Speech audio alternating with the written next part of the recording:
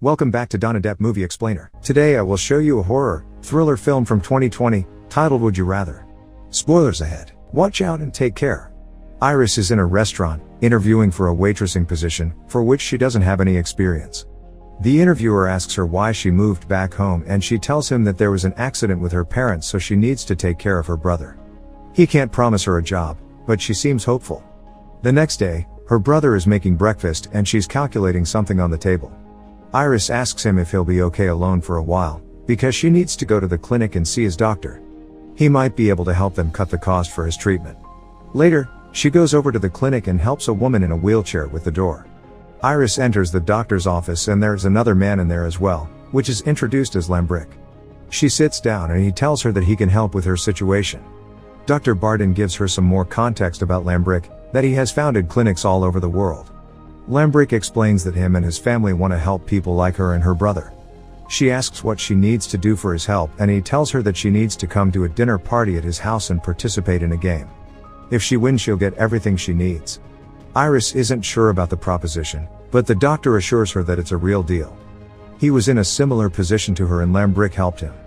Iris needs time to think it over, because what her brother needs most is a bone marrow transplant.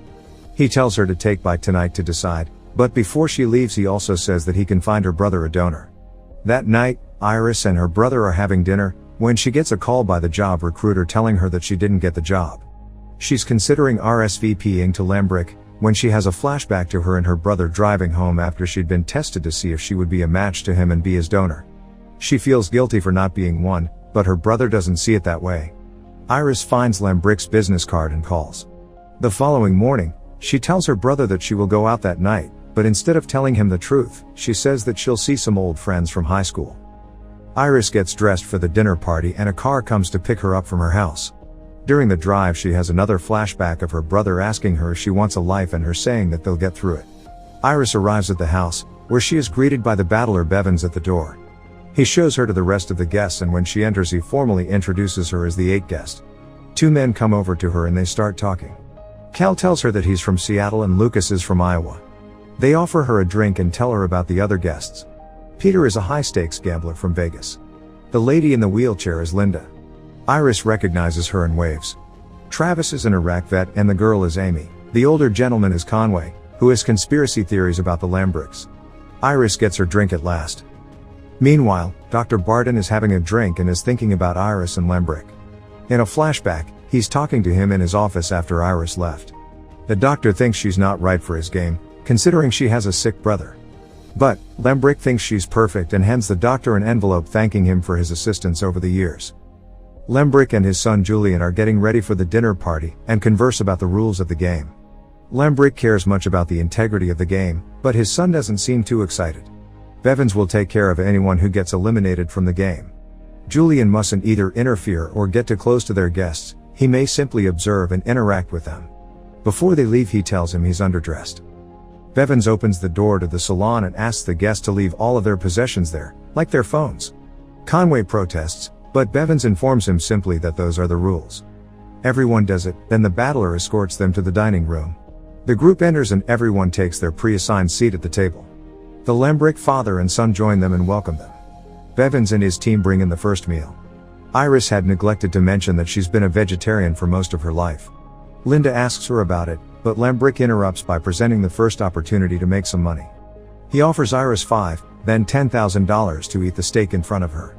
She starts doing it, with reluctance and disgust, while Lambrick laments about the power of money to undo all that is important to oneself.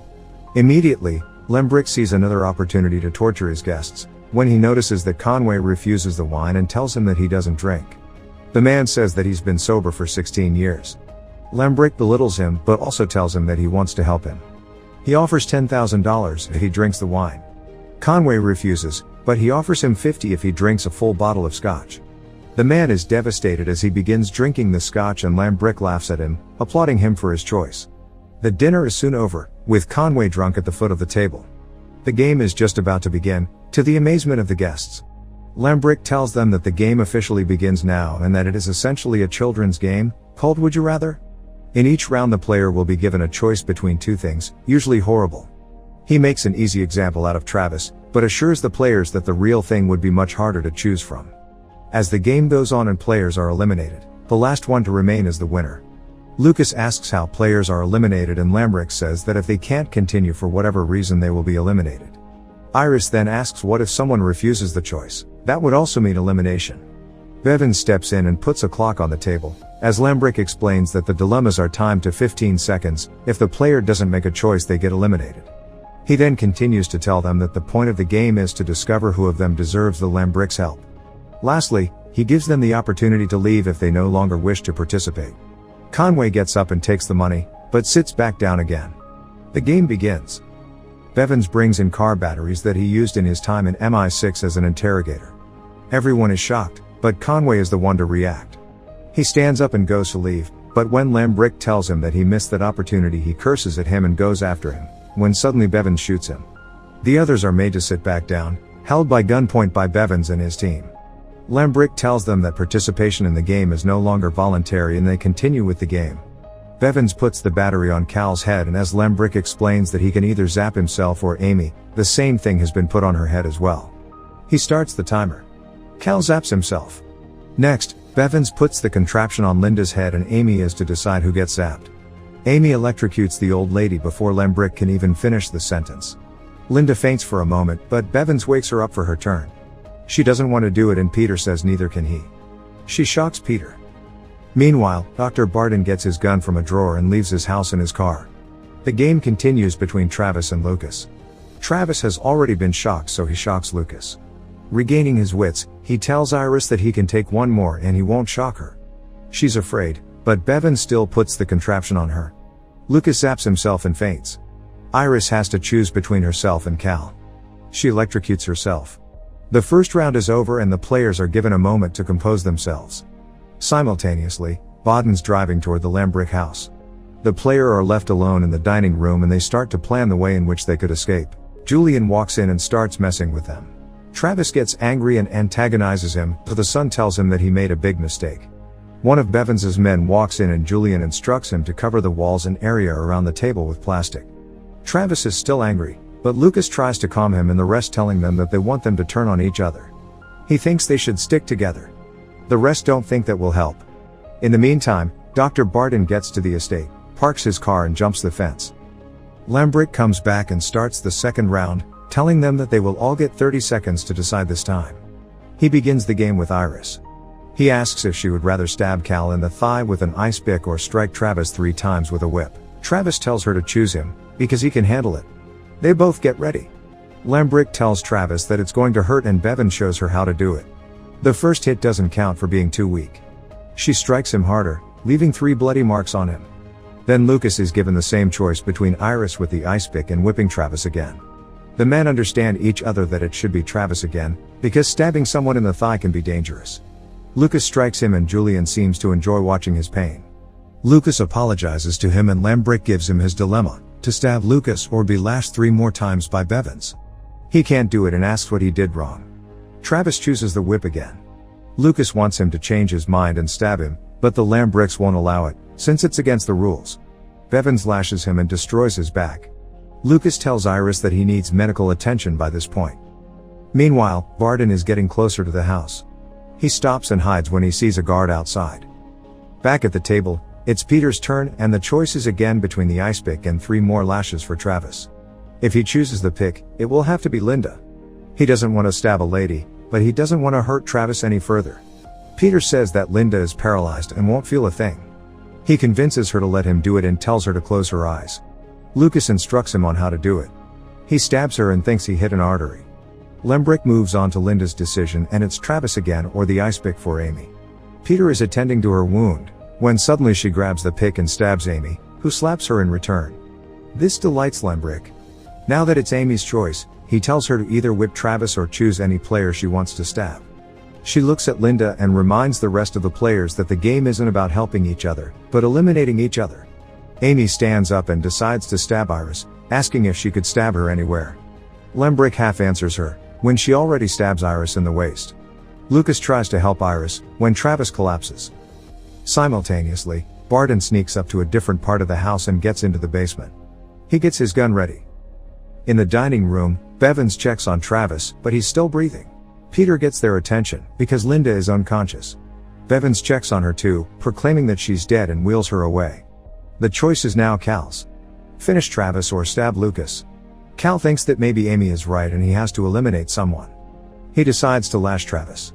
Travis is half dead at this point. When Cal sits down, he tells Iris that it had to be done. She disagrees. Lembrick proclaims the second round over. He goes over to Bevins and asks him about Travis. Bevins tells him that he's still alive, but he can't continue playing. Lembrick chooses to move him out and informs the rest. He whispers something to Julian and consults quietly with Bevins. Simultaneously, Lucas asks Iris if she could run and suddenly jumps up, as Cal uses the whip to hit one of the guards. They all stand up and begin fighting with the guards, pushing Julian on the ground. He hides under the table. Amy stands aside. Lucas fights with Bevins and one of the guards grabs Iris. She stabs him with a pick and Cal lashes him. Then Cal goes over to Lembrick to whip him, but he shoots him and threatens everyone to come back to the table, including Julian. The remaining players take their seats, but Julian notices Iris is missing. Lembrick sends him and Bevins to find her. Iris escapes, but is still in the house dodging Bevins. He goes up to the second floor. In the meantime, Julian finds her and grabs her. He beats her up and wants to rape her. Both Bevins upstairs and Barton in the basement hear her screams. She stabs Julian with the pick and punches him off, when Barton appears in the basement. He tells her that he'll get her out of there, when he suddenly gets shot. Bevins has killed him. Julian tells him to shoot her too, but the battler tells him that his father will be very disappointed in him. He will take Iris back to the game, while Julian will be taken upstairs and left there. Iris comes with him peacefully. Lembrick rejoices when he sees her and asks about Julian. Bevins tells him what's happened and he goes to check on his son. Iris asks about Cal and Lucas tells her that he's dead. Amy says that they won't just let them leave and Iris agrees with her. Lembrick returns and apologizes to Iris for his son's behavior. He wants to continue with the game, but Amy is angry that Iris is still allowed to compete, considering she almost got all of them killed. Peter agrees with her. Lembrick reminds her who is in charge there. The next round begins with a barrel being rolled inside the dining room. The next round begins with a barrel being rolled inside the dining room. They have to decide between the known, the water barrel, or the unknown, the cards in the envelope, which might contain harsh punishments. Lucas asks about the barrel and Lembrick tells them that they will be held in it under the water for 2 minutes. Peter is the first to make a decision. He thinks he's figured out the game, so he starts analyzing his choices. Bevins starts the timer, as Peter continues talking. He chooses the envelope. The card inside shows a symbol. Lembrick interprets it for him as holding a firecracker in his hand. Peter is smug about his choice, thinking the punishment is small, when he is given dynamite. Lembrick tells him that he's made his choice and that he needs to move away from the table. Bevins secures the dynamite to his hand. Peter lights the fuse and the dynamite explodes in his hand. He faints, as Lembrick goes over to see the damage up close. Bevins tells him that he might be having a heart attack, but it turns out that Peter is already dead.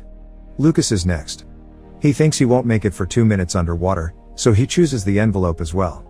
His card has an eye on it that Lembrick tells him that it means he has to slit open his eye with a razor. Lucas begs and pleads, saying he can't do it. But Lembrick gives him 30 seconds to decide if he'll cut his eye or die. Iris cries as she sees him struggle. Amy is uncomfortable too. In a moment, Lucas does it. Iris chooses the barrel, unwilling to gamble. Lembrick sets the timer and Bevins submerges her under the water. She immediately begins to struggle. Amy can't even watch. Iris has a flashback of her brother telling her about a dream in which he's drowning and she tries to save him, but can't. She begins to drown, but Bevins just holds her tighter. Her 2 minutes are up and she survives contrary to everybody's expectation. Lucas asks what was in her card. Lembrick tells Lucas to check, and when he shows him the card with a tooth, he says it was a close call. The card meant she'd have all her teeth extracted. Bevins is disappointed. Maybe next year, Lembrick says. Amy is the only one left. She chooses the envelope, because her husband drowned her child and she doesn't want the barrel. Unfortunately, her card also means barrel, only to stay under for 2 minutes longer. She goes to the barrel and Lembrick sets the timer again. Bevins holds her down and Iris can't take it. He's drowning her. Amy stops struggling and Bevins takes her out. Lembrick is disappointed this time. He had his bet on her winning the game. He tells Iris to sit across from Lucas for the last round of the game. Before the final round starts, Lembrick shares a few words. He says that this game is one of the best he's had and that he'd be truly happy if either one of them won. Then, he tells them that they will flip a coin to decide which one of them will go first in the last round. Heads is Iris and tails is Lucas. Bevins flips the coin. Iris gets to go first. The final would you rather that Lambrick gives her is between ending the game with the two of them leaving empty-handed or eliminating Lucas and getting everything. Lucas expects her to make the right decision and tells her why he came to the dinner party. He begins talking and Iris shoots him point blank. Lambrick, Bevins and all of the staff applaud her for winning. Bravo! Iris gets the money and the donor for her brother has been located as well. Lambrick asks her to thank him for his generosity, which she does and then walks away. Iris arrives home and puts everything down. She goes to check on her brother and thinks that he's sleeping. Then, she goes to wash up and prepares for bed. Iris goes to check on her brother again, but he hasn't moved at all. She turns him around and sees that he's dead. Make sure to subscribe and turn on notifications so you can watch more videos like this. Thanks for watching.